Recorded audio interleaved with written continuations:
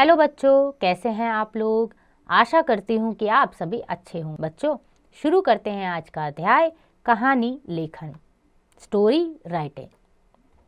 छात्रों, आपने अपने नाना नानी, दादा दादी और अपने मित्रों से कहानियां अवश्य सुनी होंगी।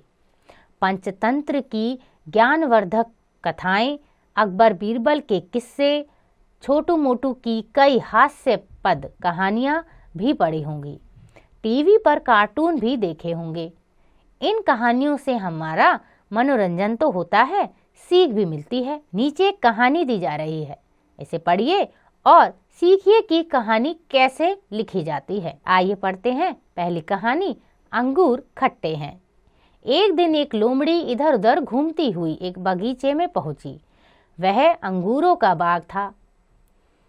बाग में अंगूर की एक बेल पर पके हुए अंगूरों के गुच्छे लटक रहे थे। पके हुए रसीले अंगूरों को देखकर लोमड़ी के मुंह में पानी आ गया। अंगूरों के गुच्छे इतनी ऊंचाई पर थे कि उन तक पहुंचा नहीं जा सकता था। वह अंगूरों के गुच्छों तक पहुंचने की कोशिश में छलांग लगाने लगी। 1, 2, 3 इस प्रकार कई बार छलांग लगाने पर भी वह उन तक न पहुंच पाई। लोमड़ी थककर चूर हो गई।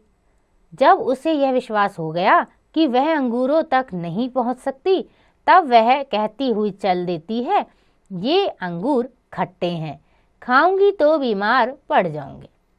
यदि लोमड़ी उन अंगूरों को पाने में सफल हो जाती तो वे अंगूर मीठे हो जाते, नहीं मिले तो खट्टे हो गए।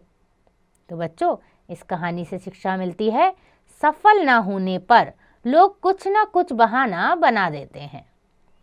आइए पढ़ते हैं आगे, रूपरेखा के आधार पर कहानी। कहानी लिखने से पहले उसकी रूपरेखा बना ली जानी चाहिए। रूपरेखा कैसे बनाई जाती है, इसे समझिए। अंगूर खट्टे हैं, कहानी की रूपरेखा कैसे बनेगी, इसे देखो।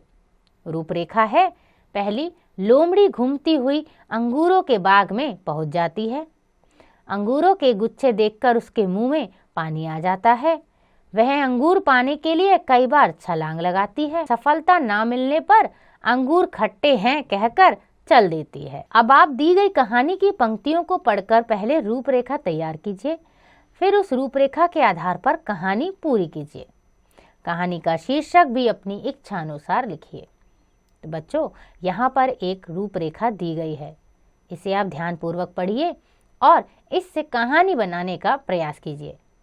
और कहानी में एक शीर्षक अपने इच्छा अनुसार जरूर लिखिएगा। आशा करती हूँ कि आपको यह अध्याय समझ आ गया होगा। इसका अभ्यास आप स्वयं कीजिएगा।